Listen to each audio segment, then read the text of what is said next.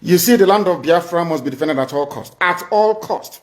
It is the land of God, given to his children for their eternal habitation. We may have failed in the past to recognize this very fact, but now that this generation has come, there is nothing anybody can do to stop us from restoring the kingdom of God upon the face of this very earth in the land of Biafra, without apologies to anybody. I understand that the Sarikin Fulani of Lagos went to see the U.S. ambassador to Nigeria in Lagos a few days ago.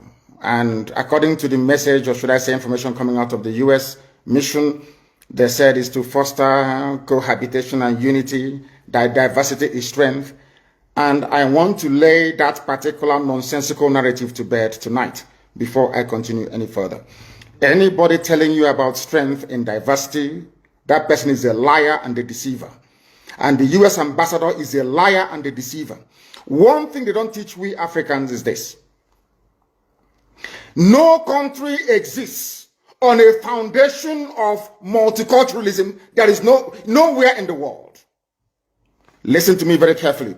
All this nonsense, even the crap that Coca was coming up with, telling you about diversity is our strength and all that rubbish. Allow me to repeat, there is no country on this earth that survives on a foundation or a bedrock of multiculturalism. It doesn't exist. That is why multiculturalism in Africa is dead on arrival. It can never work.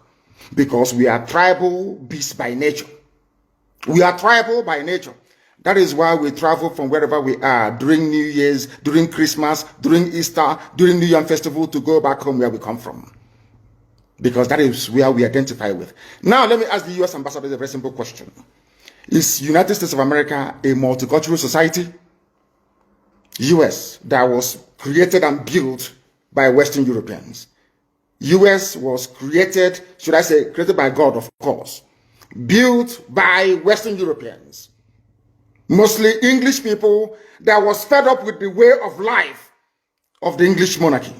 They went to America on merry roads. I want to ask the U.S. ambassador, I want to teach Africans what they don't know this evening.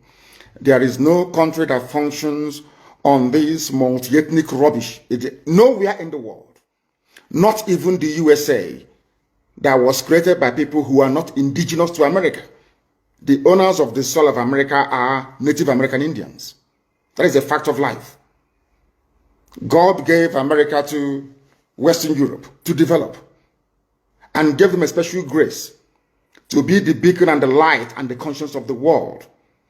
Because God knew that if he had left all these wonderful people in Europe, they would become contaminated.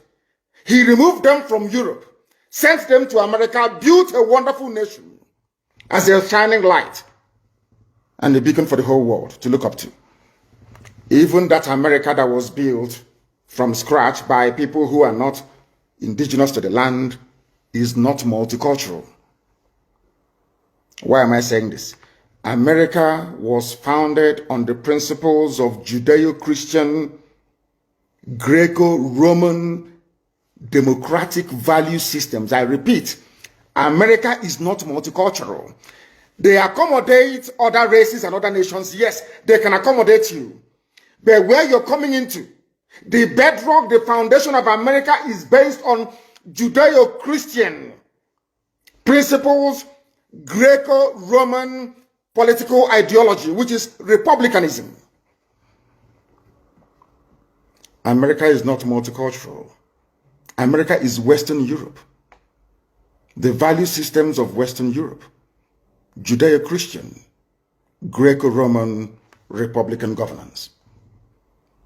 Had America been a multicultural society, they would have space for Sharia. I'm now addressing the U.S. ambassador to try to tell them to stop deceiving people. We are educated, we went to school for a reason. We are enlightened and we have our brain intact. There is no country on this earth that runs on this wishy-washy multiculturalism. It doesn't happen. What you have are established order and value systems upon which various cultures can now coexist. If you go to America, you coexist under the provisions of the United States Constitution. And the US Constitution is a Christian constitution, not Islam. America is not multicultural, but under that bedrock of liberty and egalitarianism, you allow other cultures to come in. But first of all, they must swear allegiance to or take an oath to uphold the Constitution of the USA. That is something that the US ambassador never told the Janjaweed that went to visit her. The same way that Nigeria cannot function as a viable entity. Wole Soyinka knows what I'm talking about. I'm even sure somebody who claims he's learned, as Bishop Coker is, understands what I'm talking about. No country on this earth. The value system of the state of Israel is based on Judaic principles. The value system of Russia is entirely theirs, it's based on theirs. It's the Russian way of doing things from times of the Tsar. If you go to Saudi Arabia, it is essentially a Sharia Islamic state. You can live there, no problem. You can build your churches if you want. I think they've not started to allow churches to be built. But it is never a multicultural society. Japan is not a multicultural society. China is not. They can accommodate you, but that doesn't mean they are this is the type of nonsense they feed Africans. And we fall for that very gimmick of multiculturalism. At the end of the day, you end up with a useless contraption like Nigeria. You don't have any value system that anybody anywhere can define. If I talk about the USA, I can talk about hamburger in the USA. We can talk about, what else do they have in the USA? Hamburger, you can talk about, what's it called? What are the traditional dishes? Apple pie and all the rest of it. You can say that these are American dishes. If you go to the UK, you can talk about maybe mashed potato and bangers and mash, which is sausage and mashed potato as their national meal. That's understandable. But I ask you, if you come to Nigeria, what is the national dish of Nigeria? Does a Fulani Janjaweed eat ofe egusi, where we come from? Does an Igbo man eat a wedu soup? The answer is no. So on what basis is all this so-called multicultural foundation going to be laid upon? On what?